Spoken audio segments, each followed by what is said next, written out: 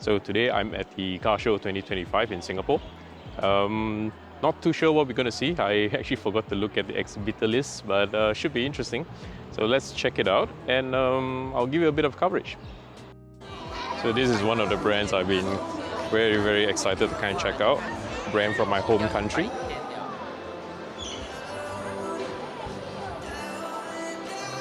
They recently launched this electric vehicle called the eMAS 7.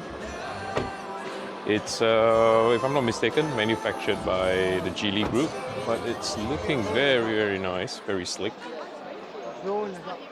It's actually a good size SUV.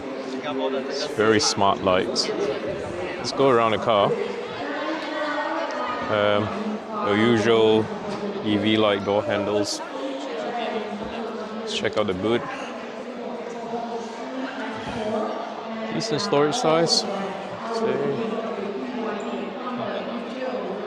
Good for maybe 2 really large luggages, nothing more than that. Let's see what's underneath. Ooh, very deep. Sure you can see it's a bit dark, but it's very deep. Very usable back space.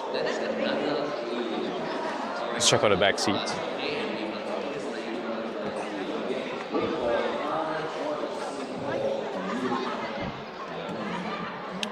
I like how they've fitted lights here to make it a little bit more legible. Seats wise, comfortable. Aircon vents here. Decent door bins. A little bit soft touch, but otherwise very plasticky. As you can imagine, with Proton cars. Let's check out the front.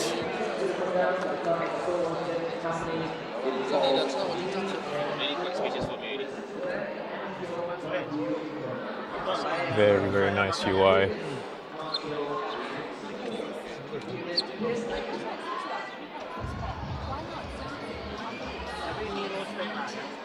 Very similar user interface compared to the BYDs. Nice cubby holder, wireless charging, decent door bins, some storage at the bottom. Oh, this is very spunky, UFO like this device. Overall, very nice looking car. Here's the much touted Zeekr, making high-end Chinese electric cars. Oh, electric blue. So sexy, this car. My favorite part of this car is really the lights. Look at how futuristic those lights are. It reminds me a lot about the Nothing phone, the glyph design. So let's check it out. The back is pretty slick as well. So let's open it up. I like how they put luggages in here to kind of show you the possibilities. I like that very much.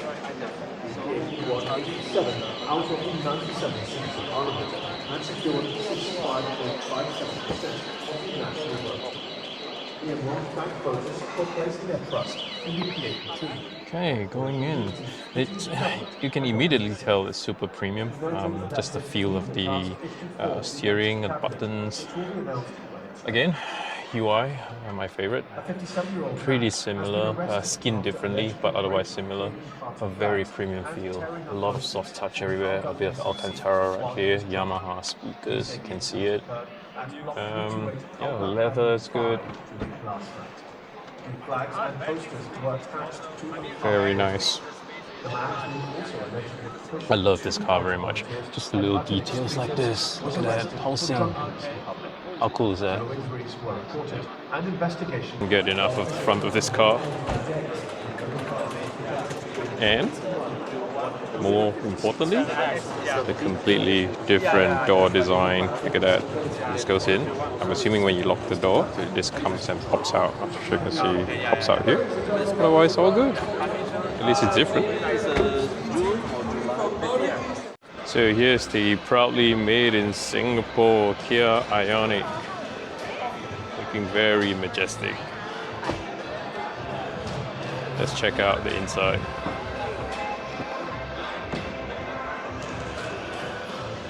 To be fair, this was one of the cars I actually liked and wanted to buy, but yeah, my wife wasn't a big fan. As you can see, very clean cut console, very nice, very spacious, modern looking footwell. A bit plasticky here, plenty of space here. I'm sure you can see. Let's check out the back.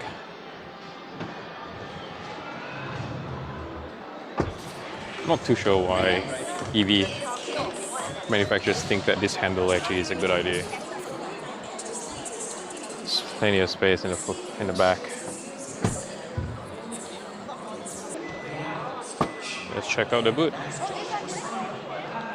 Wow, surprisingly there's so much space.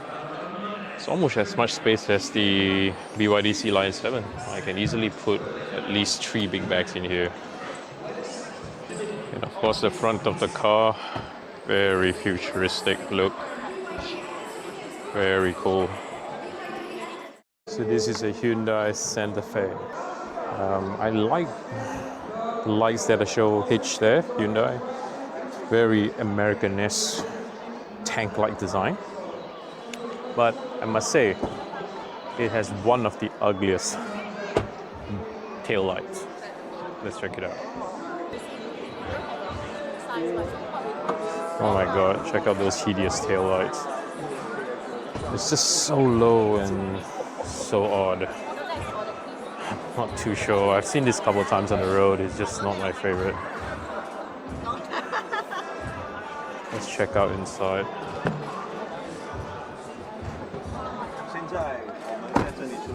A lot of soft touch. Nice feel. Very traditional, I would say. Yeah, not my favorite. It's green though. I can learn to love this green, but truly one of the uglier ones I've seen hitting the streets recent time.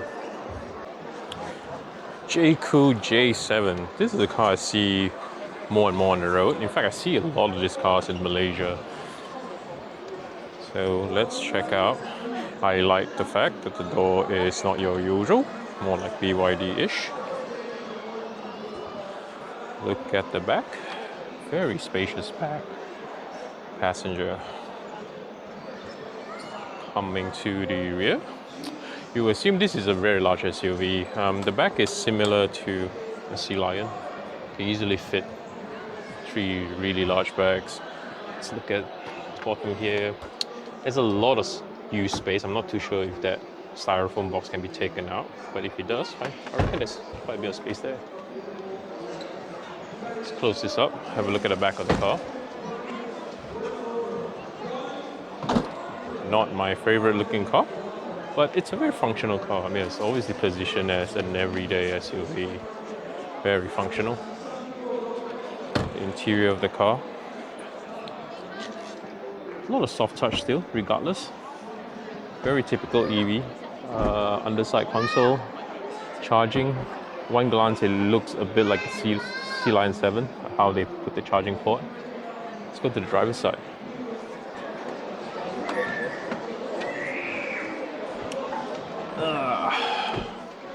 Yeah, you can see it's a very functional console and dashboard. Nothing too fancy. It's really an everyday EV. I can see why a lot of people love this car. It's obviously affordable, not as expensive as the high-end Chinese EVs like the Zeekr. Functional most of the time. Not too sure if the screen rotates. I'm not going to try it. Another recently surfacing brand, the Omoda, and their flagship is the Omoda E5. This burnt orange seems to be a popular color of choice for a lot of providers. This looks like a really nice car. I mean, I like the front of the car. Let's look at the back. If I remember correctly, the back's pretty damn nice as well.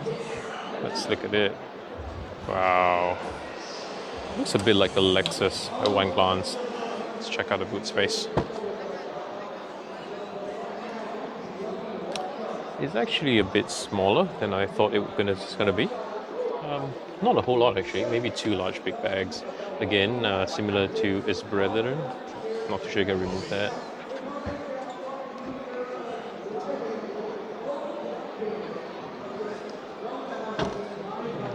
Let's check out the driver's side.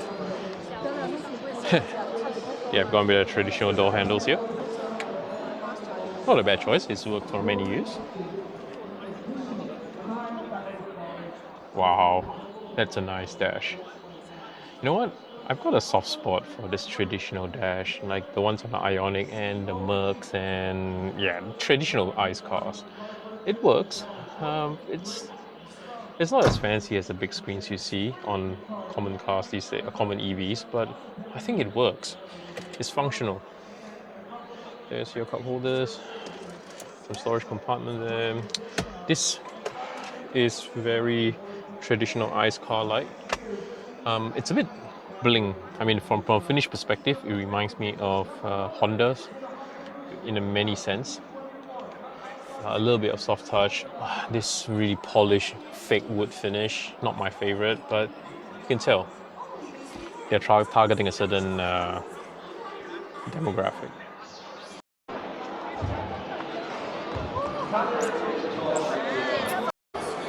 So here's another made in Singapore EV. Let's check it out. So this is the Kia EV5. Actually quite a handsome looking car. Check out the front seats.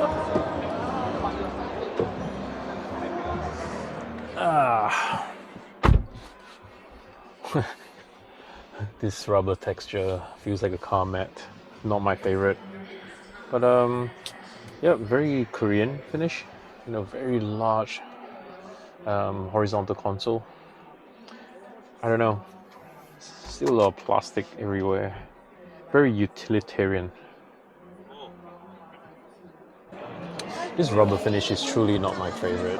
It feels, yeah, like I said, utilitarian. It's almost like, you know, you buy a G-Shock watch. Yeah, rubber everywhere, rubber strap everywhere. Let's have a look at the back seat. Yeah, severely basic. Very lacking in capabilities compared to the Chinese competitors. How about the back boot space? Yeah, boot space is okay. Acceptable. Ooh. Very different way of opening the back trunk. Very nice. Dual compartment. Something different, but otherwise, yeah, let's close this up. Isn't close, no dramas. It's not powered up either. It's very interesting how, you know, you put one of your flagships on a blue mat, highlighting it, and an EV, but not powered up.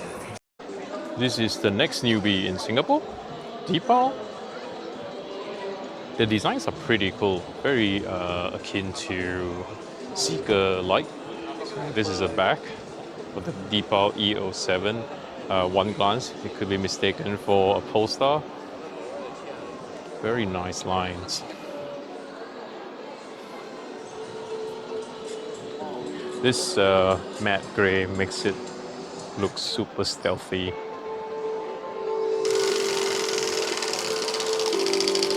Let's look at the front of the car. Wow, look at that. Not my favorite, to be fair, but yeah. Again, no idea why the door handles are like that. Seems to be a theme, isn't it? Coming in. Wow. While I hate the color, to be really honest, it looks very much like the Xpeng design-wise. They've gone with the roller ball, like Tesla's. We have wireless charging, very futuristic, a lot of space. Oh, I like the fact. Oh no, this for a moment there I thought the screen was tilted, but it's not bad actually. I'm not too sure you can see it. It's actually tilted slightly to the driver, which is pretty nice. UI wise, very similar. Ooh, camping mode. The mode everybody wants on the BYD, but not getting. A lot of soft touch, very nicely finished. Check out the bag.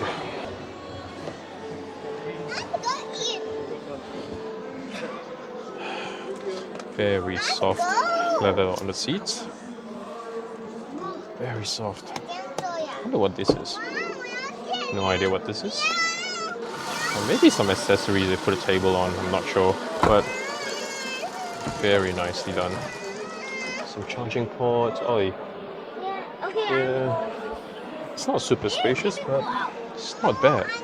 So this is the Deepal S07. Oh, I like this orange color. Burnt orange, I think. Let's check out the front. Oh my god. Look out. Look at this front. This front is huge. Massive. It's much bigger than the one in the Sea Lion. Let's check out the car.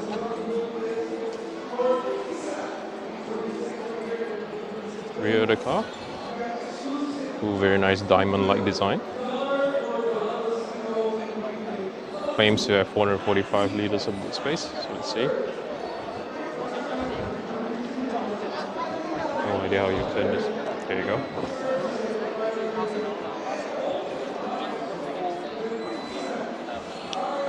Oh, that's a massive boot.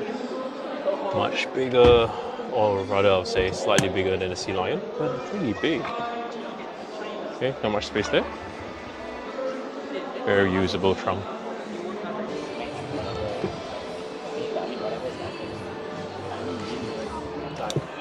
The previous Deepal looks very pre-production like. This one looks a little bit more usable.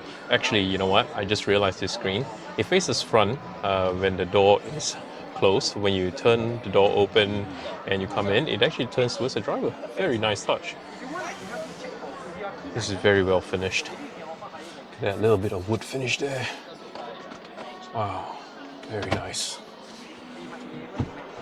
Brilliant. This is a very well made car. Look at that wood grain finish. Deepal finishing there. So checking out the GAC Aion, folks. This is the Hyptec HT. Very, very nice front end of the car. Again, popular color and flavor of the month, orange. So looking at the back of the car. Oh, loving the diamond design. Very nice. 1,800 liters of storage. See?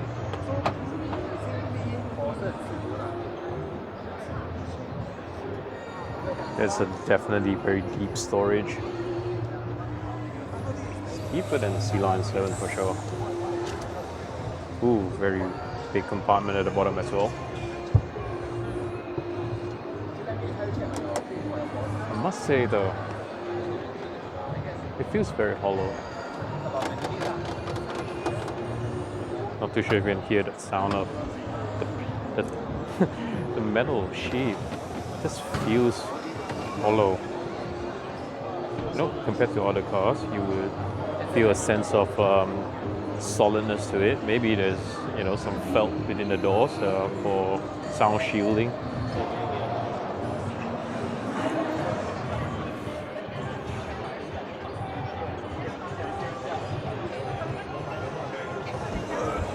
Very soft touch finish.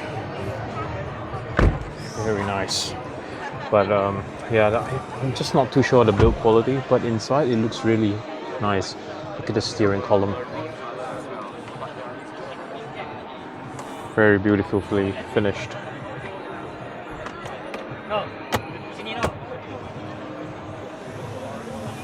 Soft touch here as well. Instrument cluster there. So it's up for debate. I mean, the design looks very nice, but frankly, for the price, not 100% sure it's my car of choice. But yeah, you know, at one glance, it looks a little bit like the Proton eMAS 7. So here's the GAC E9 plug-in hybrid. I mean, no surprise who are they competing with. Obviously the Velfires of the world and the Alphas of the world. It looks the part. Look at the rear. Well, surprisingly, there isn't a whole lot of space once the third row seats are up.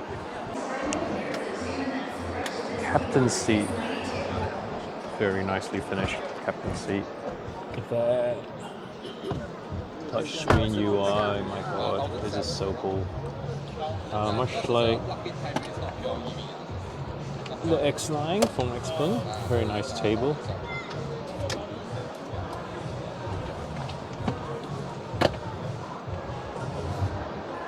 How about the passenger side? Super nicely finished. Oh, this is so cheesy. So good, but yet so cheesy. How's the driver's side like? Let's see. Interesting. It's, I don't know, man. The super high gloss finish, just not for me. Look at all fingerprint magnets everywhere. Screen is very nice, integrated into the console, but it's much smaller. This reminds me a lot of the Honda console, you know, very old school. Very, very colorful. Yeah, if you're looking for an Velfire alternative, this is definitely a consideration.